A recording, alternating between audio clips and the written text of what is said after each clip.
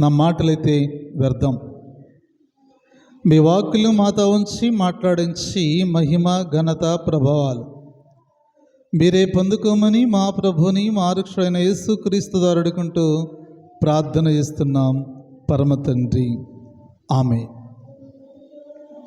క్రీస్తునందు ప్రియటువంటి దేవుని బిడ్డలారా, యేసుక్రీస్తు నామమున మీ అందరికీ వందనాలు తెలియజేస్తూ ఉన్నాను.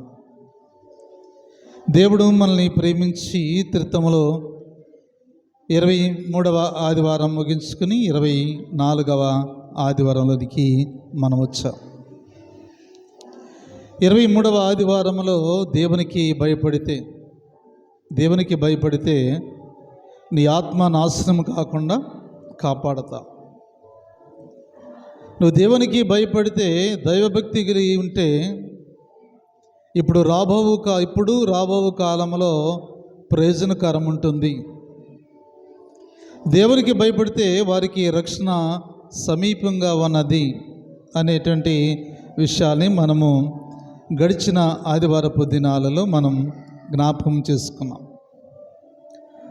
ఈ దినము త్రిత్వంలోని 24వ ఆదివారంలో ఉన్నాం.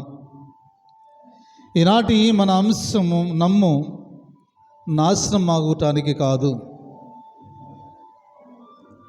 ఈ లోకంలో వ్యక్తులను నమ్మేవారు, శక్తులను నమ్మేవారు, మూఢనమ్మకాలని నమ్మేవారు, అదృష్టాన్ని నమ్మేవారు, ధనాన్ని నమ్మేవారు, ఇలా ఎవరిని నమ్మకం వారిది. అలాగే ఆయా దేవుళ్ళను నమ్మేవారందరూ కూడా అయితే నీ పాపమును తీసివేసి నిన్ను పరలోకానికి తీసుకెళ్ళగల శక్తి గల ఒక దేవుడున్నాడు, ఆయనే క్రీస్తు. మనము మూఢనమ్మకాలతో బ్రతుకుతున్నాం.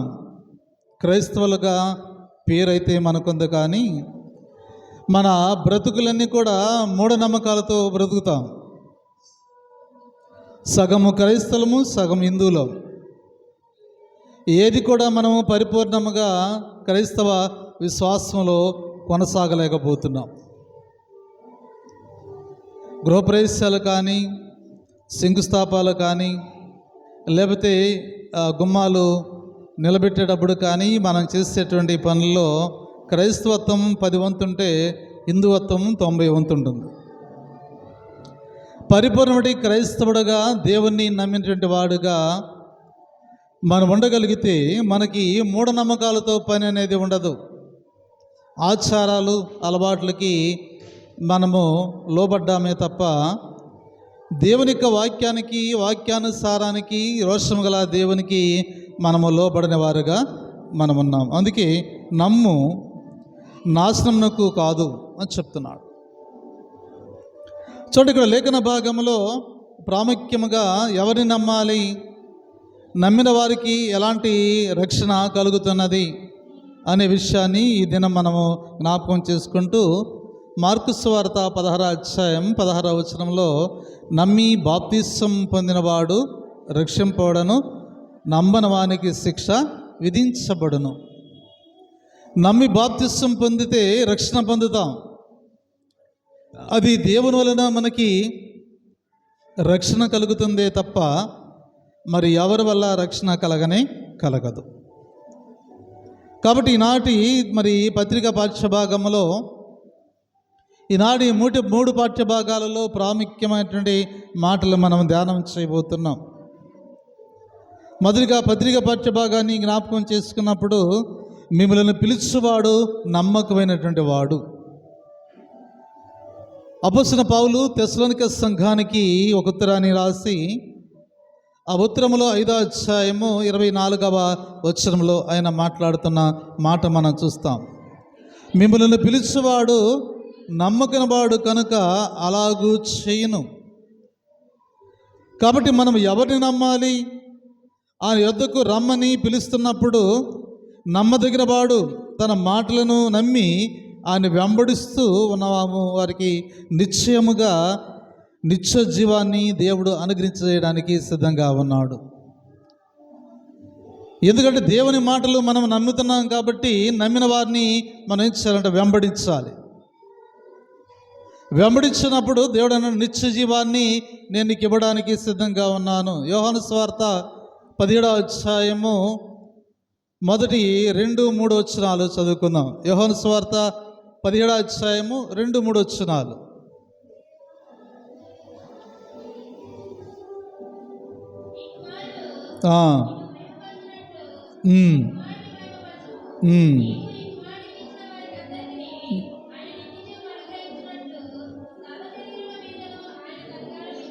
చాలు.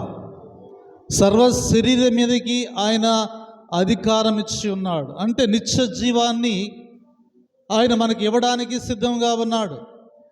ఎందుకంటే మిమ్మల్ని పిలిచిన వాడు నమ్మకమైన వాడు కనుక, మిమ్మల్ని పిలిచిన వాడు ఊరక మిమ్మల్ని ఉంచనివ్వడు, కానీ మిమ్మల్ని పిలిచినప్పుడు మీకు నిత్య జీవాన్ని ఇవ్వడానికి ఆయన సిద్ధముగా ఉన్నాడు. కాబట్టి నిత్య జీవానికి మనము పొందుకునేటువంటి వారసులుగా మనం ఉన్నామా అనేది ఈ వేళలో మనం జ్ఞాపకం చేసుకోవలసిన వారమై ఉన్నాం. హెబ్రీయులకు రాసిన పత్రిక 10వ అధ్యాయము 21-23 వచనాల మధ్యలో పరలోకమునకు చేర్చువాడు నమ్మదగినవాడు అని చెప్తున్నాడు. మనల్ని పిలిచినట్టు దేవుడు మనకు నిత్య జీవాన్ని ఇవ్వడానికి సిద్ధంగా ఉన్నాడు. రెండోదిగా ఆయన పరలోకానికి చేర్చవాడుగా ఆయన నమ్మకస్తుడుగా ఉన్నాడు. ఆ రీతిగానే మనము యోహాను రాసినటువంటి మొదటి పత్రిక 2వ అధ్యాయము 25వ వచనాన్ని ఒకసారి చదువుకుందాం. అమ్మ గట్టి చదువు. నిత్య జీవము అనుగ్రహించునని ఆయన తానే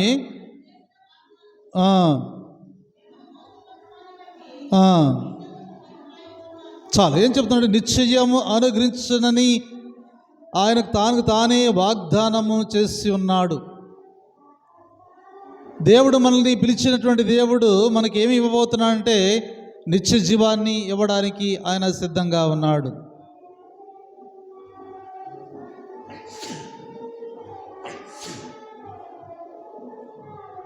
కాబట్టి దేవుని బిడ్డలారా, ఆయన నిత్య జీవాన్ని ఇవ్వడానికి మనకి సిద్ధంగా ఉన్నాడు కనుక మనము పరమందుకు చేర్చబడిన వాడు నమ్మకమైనటువంటి వాడుగా మనకున్నాడు అని చెప్తున్నాడు. అందుకే ఇక్కడ తెస్సలోనికీయులకు రాసినటువంటి మొదటి పత్రిక 5వ అధ్యాయము 14వ వచనంలో ఆయన అంటున్న మాట ఏంటంటే, సహోదరులారా, మేము నీకు బోధిస్తున్నది ఏమనగా అక్రమగా నడుచుకున్న వారికి బుద్ధి చెప్పుడి, ధైర్యము చెడిన వారిని ధైర్యపరచుడి, బలహీనతకు ఓతమీయుడి, అందరిలా దీర్ఘశాంతం గలవారై ఉండుడి, ఎవడకు కీడుకునకు ప్రతి కీడును ఎవరికి చేయకుండా చూసుకొనుడి. మనము ఎలాంటి వారుగా ఉన్నాము అనేది దేవుడు ఇక్కడ జ్ఞాపకం చేస్తూ, ఎవరికి కీడు చేసిన వాడికి ప్రతి కీడు మీరు చేయవద్దు. ఒకవేళ వాడు బలహీనుడై ఉన్నప్పుడు మీ మాటల ద్వారా వాడికి ఊతాన్ని ఇవ్వండి. ఎందుకంటే దేవుడు నమ్మదగిన వాడు. మిమ్మల్ని పిలిచిన దేవుడు మిమ్మలను ఎక్కడికి తీసుకెళ్లాలో ఎక్కడికి చేర్చాలో దేవునికి తెలుసు కనుక పిలిచిన వాడుగా నీవు లోబడిన వారుగా ఉండగలిగితే దేవుడు నిత్య రాజ్యానికి మిమ్మలను వారసుడుగా చేయడానికి సిద్ధంగా ఉన్నాడు. తెస్సలోనికీయులకు రాసిన 2వ పత్రిక 3వ అధ్యాయము 3వ వచనాన్ని చదువుకుందాం. అయితే ప్రభువు నమ్మదగిన వాడు, ఆయన మిమ్ములను స్థిరపరిచి దుష్వత్వం నుంచి కాపాడును. చాలు కదండి. అయితే ప్రభు నమ్మదగిన వాడు, ఆయన మిమ్ములను స్థిరపరిచి దుష్వత్వం నుంచి మిమ్ములను కాపాడడానికి సిద్ధంగా ఉన్నాడు. కాబట్టి దేవుని బిడ్డలారా, దేవుని యొక్క వాగ్దానము పొందుకున్న మనము, ప్రభు నమ్మదగిన వాడు, ఆయన మిమ్ములను స్థిరపరిచి దుష్టత్వం నుంచి మిమ్ములను కాపాడడానికి సిద్ధముగా ఉన్నట్లుగా మనము లేఖనాల్లో చూడగలుగుతున్నాం. ఆయన వాగ్దానము ఎలాంటిది అనేది మనం జ్ఞాపకం చేసుకున్నప్పుడు హెబ్రీయులకు రాసిన పత్రిక 11వ అధ్యాయము 11వ వచనంలో, శారా వాగ్దానము చేసిన వాడు నమ్మదగిన వాడని ఎంచుకున్నందున వయస్సు గతించిన గర్భాన్ని ఆమె ధరించింది. దేవుడు వాగ్దానం చేశాడు. వాగ్దాన ఫలితముగా ఆమె గర్భము మృతతుల్యముగా మార్చబడినప్పటికి కూడా మరలా ఆమెకి గర్భఫలాన్ని కలుగు చేశాడంటే దేవుడు ఎంత నమ్మదగిన వాడు అనేది మనం ఇక్కడ ఆలోచన చేసేవారుగా మనం ఉండాలి అని చెప్తున్నాం. నీవు ఆయన పిలుపుకి లోబడి ఆయన్ను నమ్మదగిన వాడుగా నువ్వు ఎంచితే నీవు ఆయన మహిమను చూస్తావు. యోహాను సువార్తలో అన్నాడు 11వ అధ్యాయము 40వ వచనంలో మార్తతో అక్కడ మాట్లాడుతూ ఉంటాడు. చదవండి ఒకసారి. యోహాను సువార్త 11వ అధ్యాయం 40వ వచనాన్ని. నువ్వు నమ్మిన ఎడల దేవుని మహిమ చూస్తావని నేను నీతో చెప్పినను కదండి. నువ్వు నమ్మితే అంటున్నాడు. ఎవరితో మాట్లాడుతున్నా? మార్తతో మాట్లాడుతున్నాడు. బేతనీయ మార్తతో ఆయన మాట్లాడుతూ, సహోదరుడు చనిపోయి 4 దినాలు అయిపోయింది, ఆయన సమాధి దగ్గరకు వచ్చాడు. మార్త అంటుంది, అయ్యా ఆయన చనిపోయి 4 దినాలు అయిపోయింది, శరీరము మృతతుల్యం అయిపోయింది, కంపు కొడుతుందేమో అంటుంటే, నువ్వు నమ్మితే దేవుని మహిమను చూస్తావు. కాబట్టి దేవుని మహిమను చూసేటువంటి వారుగా దేవుడు మనల్ని పిలిచాడు. ఆయన పిలుపుకి లోబడిన వారుగా మనము ఉండగలగాలి. ఆయన పిలుపుకి లోబడిన వారుగా మనం ఉండాలి. అందుకే అపోస్తలుడైన పౌలు తెస్సలోనిక సంఘానికి ఆయన ఒక ఉత్తరాన్ని రాసి ఆ సంఘ సభ్యులతో ఆయన మాట్లాడుతున్న మాట మనం చదువుకున్నాం 24వ వచనంలో. మిమ్మల్ని పిలుచువాడు నమ్మకని వాడు కనుక అలాగూ చేయను. మిమ్మల్ని దేనికి పిలిచాడో, ఏ ఉద్దేశం కలిగి దేవుడు మిమ్మల్ని పిలిచాడో ఆ ఉద్దేశాన్ని మీ ద్వారా ఆయన నెరవేర్చుకోవడానికి ఆయన సిద్ధంగా ఉన్నట్లుగా మనం చూడగలుగుతున్నామని చెప్తున్నాం. యోహాను సువార్త 14వ అధ్యాయము 1వ వచనాన్ని చదువుకుందాం. మీ హృదయాల్ని కలవరపడనివ్వకుడి, నా యందును మీరు విశ్వాసముంచుడి. నా తండ్రి ఇంట అనేక నివాసములు కలవు, లేని ఎడల నేను మీతో చెప్పేదాను కదా. నా యందు కూడా, నా తండ్రి యందు మీరు విశ్వాసం ఉంచారు, నా యందు కూడా మీరు విశ్వాసం ఉంచండి. దేవుని యందు మనం విశ్వాసం ఉంచితే దేవుని కార్యాలు మనం చూస్తాం. దేవుని యందు విశ్వాసం లేకపోతే దేవుని కార్యాలు మనం చూడం. రెండోదిగా పాత నిబంధన పాఠ్యభాగం కీర్తనల గ్రంథము 39వ కీర్తన 7వ వాక్యాన్ని చదువుకుందాం.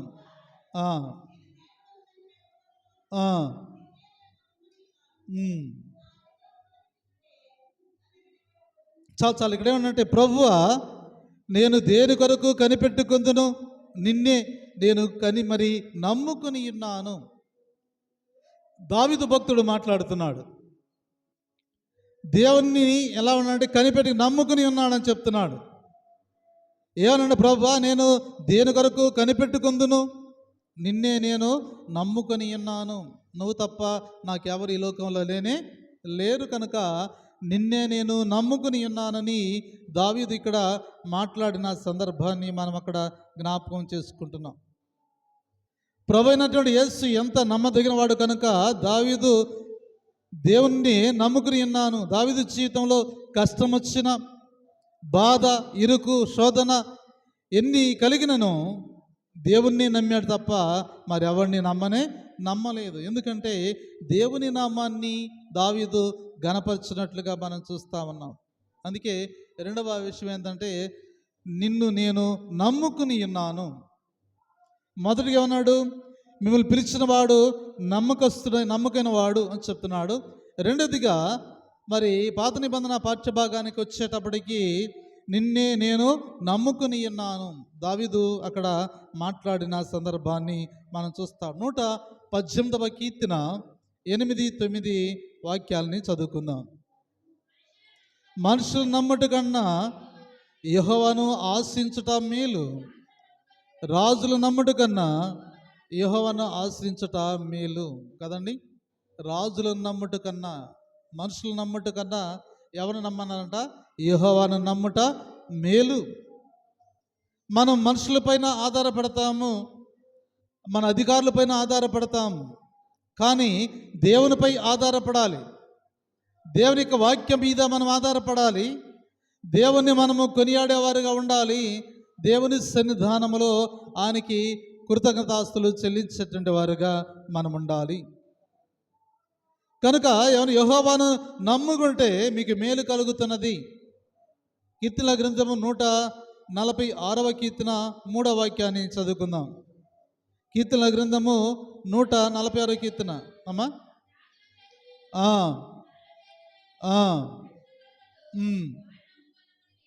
కదండి కదండి.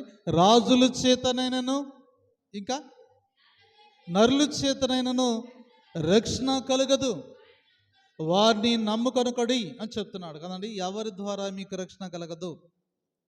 నరుల చేత, మనుషుల చేత కానీ లేకపోతే రాజుల చేత కానీ మీకు రక్షణ రానే రాదు. రక్షణ క్రీస్తులో ఉన్నది. రక్షణ క్రీస్తులో ఉన్నది కనుక క్రీస్తు ద్వారా మానవునికి రక్షణ కలుగుతున్నది కదండి. మానవునికి రక్షణ అనేది దేవుని ద్వారా తప్ప మరి ఎవరి ద్వారా కలగదు అని చెప్తున్నాం.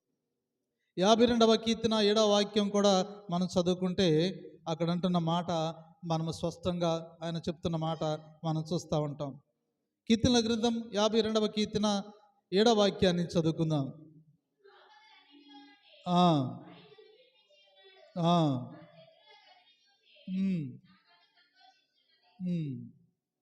చూడు, ఇక్కడ ఏమన్నాడంటే ఆపదలన్నిటిలో నుంచి ఆయన నన్ను రక్షించి ఉన్నాడు, లేదా తప్పించి ఉన్నాడు.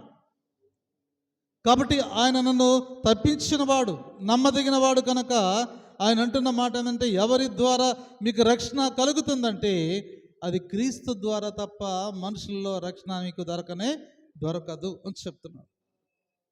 అందుకే కీర్తనల గ్రంథం 20వ కీర్తన 7వ వాక్యం అంటాడు, రథములను బట్టి గొర్రెలను బట్టి మరి అతిశయపడవద్దు అని చెప్తున్నాడు. ఒకసారి చదువుకుందాం. కొందరు రథములను బట్టి కొందరు గొర్రెలను బట్టి అతిశయపడుదురు కదండి. మనమైతే మన దేవుడైన యెహోవాను బట్టి మనము అతిశయపడతాం కదండి. కొందరంట గుర్రాలను బట్టి కొందరు రథాలను బట్టి అతిశయపడతారు, గర్వపడతారు. మనుషుల యొక్క గర్వము పతనానికి దారితీస్తుంది. అందుకే మన ముఖాల్లో ఎప్పుడు కూడా కొంతమందిని చూస్తూ ఉంటే గర్వంగా మాట్లాడతారు, గర్వంగా ఉంటారు. లోబడేటువంటి మనస్సు మనం కలిగి ఉండాలి. మనం ఎంత ఎదిగినా ఒదిగే ఉండాలి. అలాగే దేవునికి ఇష్టం. మనుషుల దృష్టిలో మనము ఎంత సంపాదించాము అని చెప్పుకోవచ్చు, కానీ దేవుని దృష్టిలో ఎంత సంపాదించినా మనము ఒదిగే ఉంటాం కదండి. ఒదిగి ఉంటాం. నేను ఒక వ్యక్తిని చూశాను, అతను నాకు బాగా పరిచయమే, ఈ ఊర్లోనే, పేరు చెప్పను కానీ అతను మంచి ఉద్యోగమే కదండి, ఉద్యోగమే, కానీ చాలా ఒదిగి ఉంటాడు. ఆయన చూసినప్పుడల్లా నాకు బైబిల్లో ఒక మాట గుర్తొస్తూ ఉండేది. ఆ మాట ఏంటంటే, నేను హెచ్చిస్తాను కదండి, నీవు తగ్గించుకున్నప్పుడు నేను నిన్ను హెచ్చిస్తాను. తనకు తానే తగ్గించుకుంటాడు. ఆయన ఉన్నతమైనటువంటి గవర్నమెంట్ జాబ్ చేస్తున్నా కానీ తనకు తానే తగ్గించుకుంటాడు.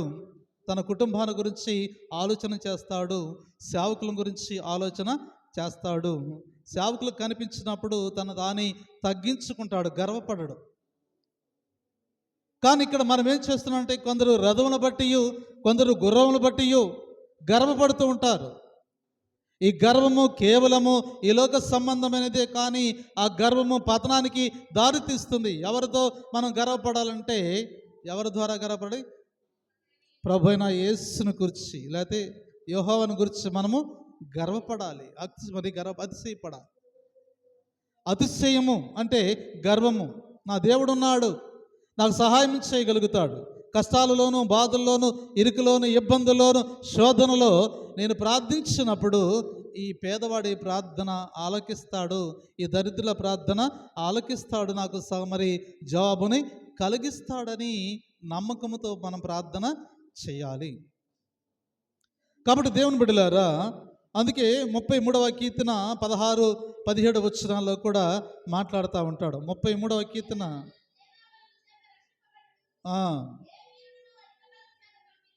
ఆ,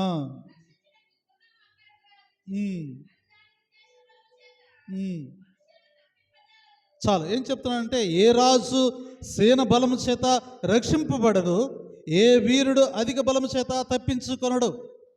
రక్షించకు గుర్రము అక్కరకు రాదు, అది దాని విశేష బలము చేత మనుషులను తప్పించజాలదు. కదండి, దానికి ఎంత బలమన్నా తప్పించదంట, మనుషులను తప్పించదు.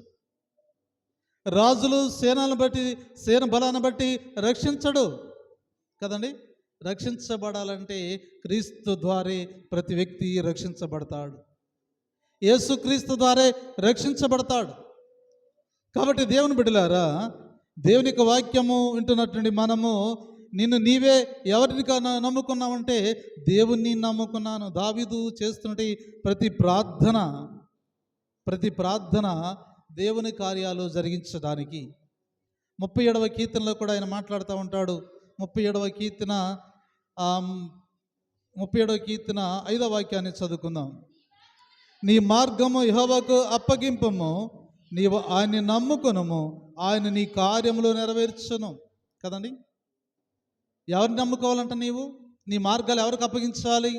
దేవునికి అప్పగించాలి, యెహోవాకి అప్పగించండి కదండి. నీవు ఆయన నమ్ముకోను, ఆయన నీ కార్యములు నెరవేరుస్తాడు. నీ కార్యం, నీ మార్గంలో దేవునికి అప్పగించాలి. రెండవదిగా నీవు దేవుణ్ణి నమ్ముకోవాలి. నమ్ముకుంటే ఆయన నీ కార్యములు చేయడానికి సిద్ధంగా ఉన్నాడు. కాబట్టి దేవుని బిడ్డలారా, దేవుని వాక్యాన్ని వింటున్నటువంటి మనము మన జీవితాలలో నీవు ఆయన్ని నమ్ముకొనుము, ఆయన నీ కార్యములు నెరవేరుస్తాడు.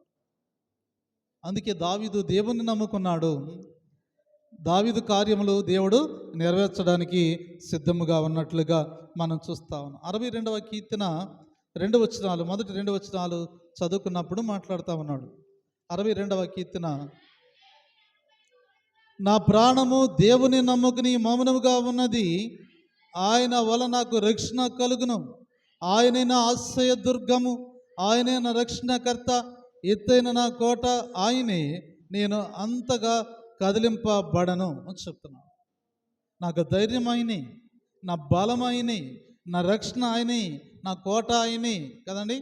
నా ఎత్తైనటువంటి దుర్గము ఆయనే, నా చుట్టూ ఆయన దుర్గమని కట్టి ఉన్నాడు, నాకు ఏ ఆపద రానే రాదు అని దావీదు చేసిన ప్రార్థన అక్కడ మనం చూడగలుగుతున్నామని చెప్తున్నాం. ఆపద దినమందు నాకు ఆశ్రమగా ఉన్నాడు కనుక దావీదు దేవుణ్ణి నమ్ముకుని ఉన్నట్లుగా మనం చూడగలుగుతున్నామని చెప్తాం. మూడవదిగా మనం చూస్తున్నప్పుడు సువార్త పాఠ్య భాగము యోహాను రాసిన సువార్త 10వ అధ్యాయము 26వ వచనం, మీరు నమ్మరు అని చెప్తున్నాడు కదా. అక్కడ యూదులు యేసుక్రీస్తు ప్రభువారిని నమ్మని సంఘటన అక్కడ మనం చూస్తూ ఉంటాం. 26వ వచనాన్ని చదువుకుందాం. అమ్మమ్మ ఒక్కళ్ళు చదవండి, చదవమ్మా.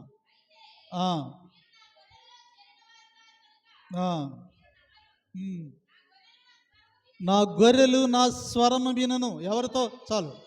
ఎవరితో ఈ మాటలు చెప్తున్నానంటే, ఆనాటి యూదుల్లో కొందరు యేసుక్రీస్తు ప్రభువాన్ని నమ్మలేదు, సందేహపడుతున్నారు. నువ్వెవరవయ్యా మాతో చెప్పు అంటున్నాడు కదండి. నువ్వెవరవయ్యా మాతో చెప్పంటే ఆయన అన్నాడు, మీరు నా మాట వినరు, మీరు నా గొర్రెల్లో చేర్చబడిన వారు కానే కాదు కదండి. నా గొర్రెలు నా స్వరము వింటాయి, అవి నన్ను వెంబడిస్తాయి. కాబట్టి నేను అవి నా వెంబడించును, నేను వాటికి నిత్య జీవాన్ని అనుగ్రహిస్తాను కదండి. నిత్య జీవాన్ని, ఎందుకంటే నా గొర్రెలు నా స్వరము మాత్రం వింటాయి కదండి, కొన్ని గొర్రెలు వినవు. కాబట్టి దేవుడు అంటున్న మాట ఏంటంటే, యూదుల మధ్య ఆయన సువార్తను ప్రకటించినప్పుడు అనేకులు ఆయన నమ్మలేదు. మేము నమ్మము అంటున్నారు కదండి. మేము నమ్మము అంటుంటే, నేను ఇదిగో ఎక్కడి నుంచి వచ్చానో, ఎవరి కార్యాలు చేస్తున్నానో దేవుడు ముందుగానే వారికి బయలుపరిచాడు, చెప్పాడు, కానీ వారు నమ్మలేదు. అందుకని అంటున్నాడు, నా గొర్రెలు నా స్వరము వినును, అవి నన్ను వెంబడించును, వాటికి నేను నిత్య జీవాన్ని కలిగిస్తాను. అవి నన్ను నమ్మాయి కాబట్టి నేను నిత్య జీవాన్ని కలిగిస్తాను. 26వ వచనాన్ని చదువుకుందాం. ఆ, కదండి. అయితే మీరు నా గొర్రెల్లో చేరినవారు కారు కనుక మీరు నా మాటలు నమ్మరు. కదండి. దేవుని మాటలు నమ్మేవారంటే దేవుని యొక్క దర్శనాన్ని పొందుకుంటే దేవుని యొక్క మాటలు వినగలుగుతారు.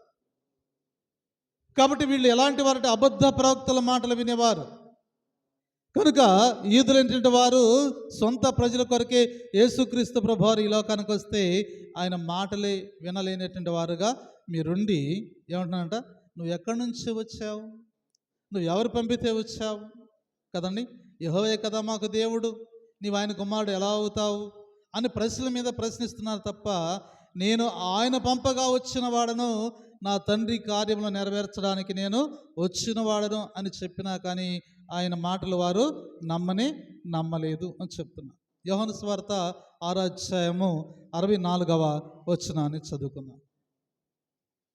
యోహాను సువార్త 6వ అధ్యాయం 64వ వచనాన్ని.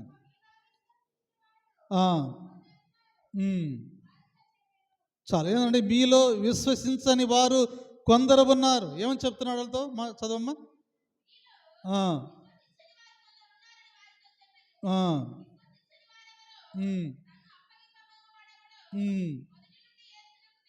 చాలు కదండి. మీలో విశ్వసించిన వారు కొందరు ఉన్నారు, వారిలో ఒకడు ఉన్నాడు కదండి, ఆయనే ఇస్కరియోతు యూదా. అతను దేవుణ్ణి విశ్వసించలేదు, దేవుని ద్వారా లాభాన్ని పొందుకోవాలని ఆశపడ్డాడే తప్ప, దేవుని ద్వారా ఆయన ధనాన్ని సంపాదించుకోవాలని ఆశపడ్డాడే తప్ప విశ్వాసంతో ఆయన్ని నమ్మలేదు. అందుకే మరొక మాట అన్నాడు. యోహాను సువార్త 8వ అధ్యాయము 45-46 వచనాలు చదువుకుందాం.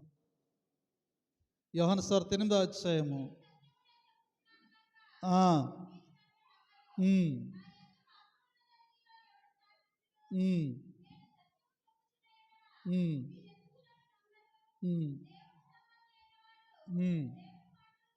చాలు కదండి. నేను సత్యమే చెబుతున్నాను కానీ మీరు ఎందుకు నమ్మటం లేదు నా మాటలు కదండి. దేవుని నమ్మిన వాడంట దేవుని మాటలు నమ్ముతాడు. దేవుని మీద విశ్వాసం లేనివాడు, నమ్మకం లేనివాడు సత్యము చెప్పినా అవి అబద్ధాలుగానే ఉంటాయి. అబద్ధాలు ఇప్పుడు నిజాలైపోతున్నాయి, నిజాలు అబద్ధాలుగా మార్చబడ్డాయి. ఎందుకంటే నీవు నిజముగా దేవుని నమ్మితే దేవుడు చెప్పిన మాటలు నీవు నమ్ముతావు. నువ్వు దేవుని నమ్మకపోతే ఆయన చెప్పిన మాటలు మీకు అబద్ధముగానే ఉండిపోతాయి. అందుకే దేవుని సంబంధమైన వారు మాటలు వింటారు, నమ్ముతారు, కానీ సంబంధం లేని వారు దేవుని యొక్క మాటలు వినరు అని చెప్తున్నారు. యోహాను సువార్త 10వ అధ్యాయము 27-28 వచనాలు చదువుకుందాం.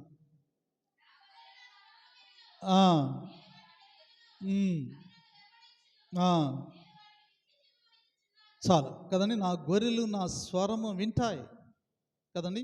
ఎక్కడ గొర్రెల కాపరి కేక వేస్తాడో ఎంత దూరాన ఉన్నటువంటి గొర్రెలు కూడా ఆయన స్వరాన్ని విని పరిగెత్తుకుంటూ వచ్చేస్తాయి. ఎందుకంటే నిత్య జీవం ఇవ్వడానికి ఆయన సిద్ధముగా ఉన్నాడు. అందుకే దావీదు కీర్తనలో 23వ కీర్తన అంటాడు, పచ్చికల చోట్ల ఆయన నన్ను పరుండ చేస్తున్నాడు, శాంతికరమైన జలం ఎద్దుకు ఆయన నన్ను నడిపిస్తున్నాడు. కాబట్టి కాపరి యొక్క స్వరము గొర్రెలకు తెలుసు.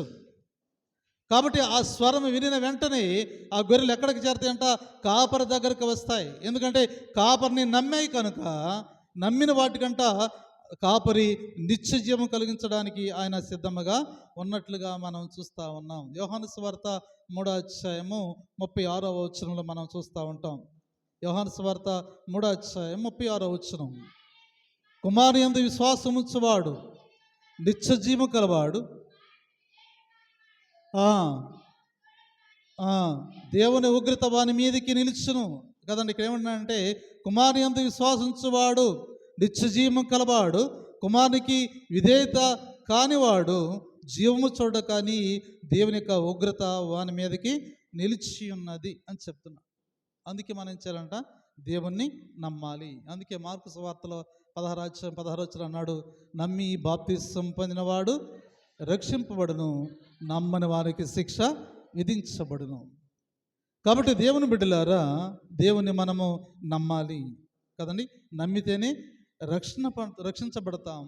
నమ్మకపోతే దేవుని యొక్క శిక్ష మన మీదకి రాబోతున్నది. క్రైస్తవురాలుగా మనమున్నాము. దేవుణ్ణి మనము నమ్మాలి కదండి. నీ నమ్మకం ఎలా ఉండాలి అనేది జ్ఞాపకం చేస్తే, నువ్వు నమ్ము, నాశనముకు పోవద్దు. దేవుని నమ్ము, కానీ నువ్వు నాశనానికి వెళ్ళొద్దు. కాబట్టి దేవుని నమ్మితే నువ్వు నిత్య జీవానికి వెళతావు. ఒకవేళ దేవుని నమ్మకపోతే నిత్య జీవంలో నుంచి నీవు వెళ్ళలేవు, నాశనం అనేటి మార్గంలోకి వెళ్ళిపోతావు. ఆ మార్గం కాకుండా దేవుని నమ్ము, దేవుని యొక్క వాక్యాన్ని నమ్ము, నిత్య జీవానికి మనం వెళ్ళడానికి సిద్ధంగా ఉందాం. అలా చేయడానికి పరిశుద్ధాత్మ దేవుడు సహాయం చేసి నడిపింపచేయునుగాక. సమస్త జ్ఞానం ఇచ్చిన దేవుని సమాధానము యేసుక్రీస్తు వలన మీ హృదయములకు మీ తలంపులకు కావలి ఉండునుగాక. దేవ